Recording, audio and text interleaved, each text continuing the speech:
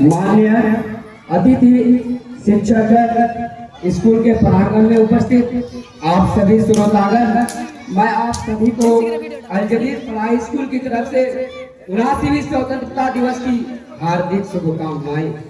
आज 15 अगस्त यानी स्वतंत्र दिवस, जो कि भारत के अतीत में एक शुभ दिन है, जब हमारा देश लगभग 200 वर्षों की कड़ी मेहनत तपस्या के पश्चात अंग्रेजों की दास्ता से स्वतंत्र हुआ था।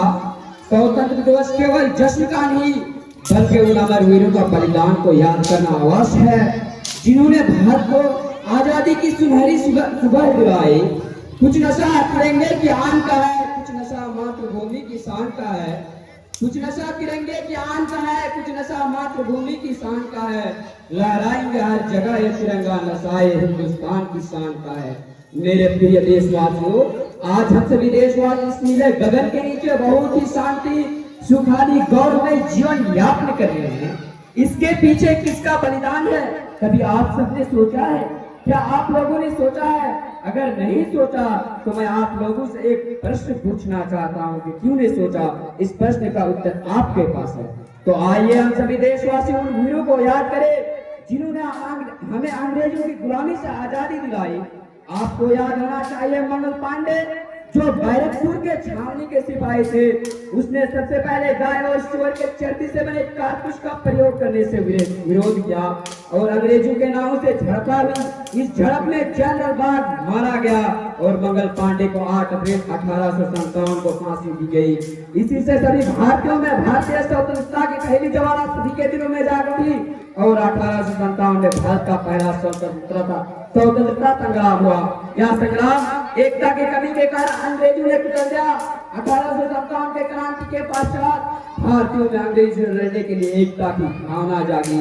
हिंदू, मुस्लिम, सिख और ईसाई सभी मिलकर अंग्रेजी से लड़ाई लड़े।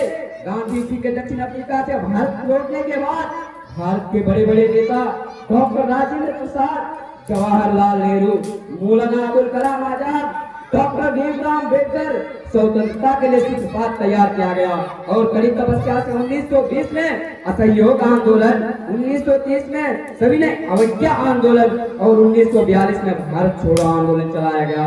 भारत छोड़ो आंदोलन के बाद अंग्रेज भारत छोड़कर चले गए, पर ये क्या देखो चारों ओर फैली एक ऐसी लड़ाई है। पर ये क्या देखो चारों ओर फैली एक ऐसी लड़ाई है।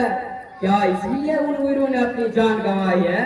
आज बहुत अफसोस की बात है, हमारा भारत का आजाद होना 79 साल हो चुके हैं, लेकिन हम उन वीरों के दी गई कुर्बानियों को भूल रहे हैं। भारत के प्रथम स्वतंत्रता सेनानी भगत सिंह, चंद्रशेखर आजाद, अशफाक उल्लाह खान, जो अंग्रेजों से लड़ते हुए अपनी जान की कुर्बानी दे दी है, आज हम उन वीरों को तहदिल से सलाम करते हैं।